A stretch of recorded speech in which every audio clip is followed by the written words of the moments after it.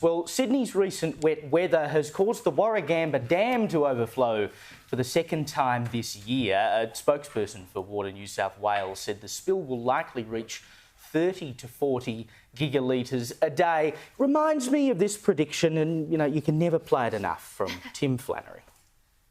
Even the rain that falls isn't actually going to fill our dams and our river system. Even the rain that falls isn't actually going to fill our dams and our river system.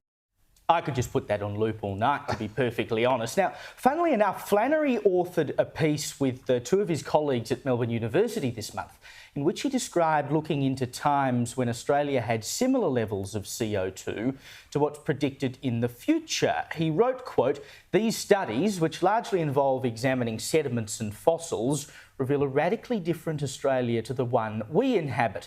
The continent was warmer and wetter, yes, wetter, and filled with unfamiliar plant and animal species. It suggests Australia may be much wetter and look very different in centuries and millennia to come." Well, isn't it great to know, Paul, that Tim has come round, he's seen the light. We've gone from the dams never being filled to actually climate change means the place is going to be really wet. Well, Caleb, as you know, I have a tattoo on my lower back and it says "Follow the science." I'm ruled by that, and I'm pleased that Tim. No, I don't. Relax, everyone. Hang on, can you moon the camera? Yeah, no, don't worry. The Guardian's already started a 12-star special. 12 hours of rolling coverage. Misinformation on Sky News. It was a joke. Relax, everyone. I knew you were the type to get a transfer. But I've got to say, apart from the climate change angle, the part that I take out of Warragamba Dam spilling again is those poor people that are going to get flooded again, that houses are going to get smashed up, all the rest of it. And then this government, when it was in opposition, was absolute that they were not going to raise the Warragamba Dam. The previous government said that they were going to, but that was only if they had the money, maybe. But they'd been around for 15 years. The reality is that Sydney, according to all those big Australia projections, ends up with millions of more people. So where does the water come from? Yep.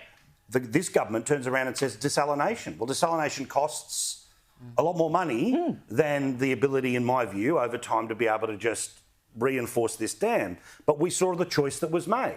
Rather than building infrastructure that matches the population, they chose the potential disruption to heritage sites and the people that we will all hear about the next couple of days, and the news will all do sombre voices about.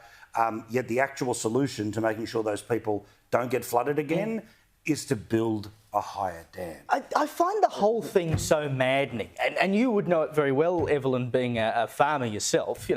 You rely on what comes from your land, and you have your own water. You don't take the main stuff.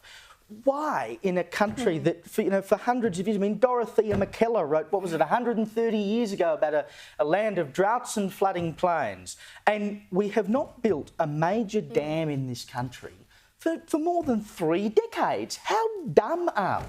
I don't think Australia has really built very well for our future. You only have to look at our public transport and our road infrastructure to go, no one was thinking long term here when they were planning these sorts of things. And it's no different to water. Like you mentioned, water is life for me on the farm. I can't even take a bath. I don't have one on my farm because I'm like, I won't have water to drink for a week. I have tank water. And so what we do is we catch as much water as we can when we can, and you try very, very desperately to not waste a drop. And I think that our country needs to have long-term plans in place to do such a thing, because Australia is a changing climate. Like you said, it's written into our history, it's written in our songs. You only have to ask Indigenous Australians who have been here longer than us to know that the climate is constantly changing. We wanted to give them a voice, except for when it doesn't go, it goes against our agenda. But I think what we need to ask ourselves is, how often do these experts or politicians have to get it wrong? Like, how often does it have to happen for us to go, you know what, this is just a cloak. This is a cloak. This is some sort of pretext to usher in policies, to usher in tax, to usher in who knows what else with this catastrophic climate alarmism to bring in Agenda 2030 Can we just, to control. can we just get back to the dam for just 1 minute? It is, though. All of this climate alarmism. Not everything is a globalist conspiracy. No, it's not. But this. But isn't 100% my point? I would almost attack this from the other direction, which is the way people often argue against action on climate change, which is that when Dorothea McKellar said, I love a sunburnt country, you know, and the droughts and flooding rains, she wasn't saying, therefore, we should, you know, make it rain when there's a drought, or therefore we should always plug the hole. She was saying part of the beauty of Australia is that it's got a really kind of vibrant and at times chaotic and extreme landscape and weather cycle, and that this is part of what makes it beautiful. It's beauty and it's terror. She actually uses the word terror. And I think, yes. And the problem, as far as I understand with the Warragamba Dam walls, is there's just not that sort of bang for buck, that the amount of risk you would mitigate compared to the cost to actually doing it is actually simply not worth it. Yes, it does very occasionally flood. This flood is nowhere near as bad as the last flood that got everyone saying you can build a wall. And I think governments kind of think, well, you know, if we're building this wall, future water supply aside, but if we're building this giant wall just to protect, you know, X hundred or X thousand homes that are probably, you know, there's a 1% chance maybe are going to be at risk of being flooded in a once in a century I still remember event. my lifetime, there were water restrictions. I still remember growing up, my parents like, oh, it's not 4 o'clock, we can't put the sprinkler on.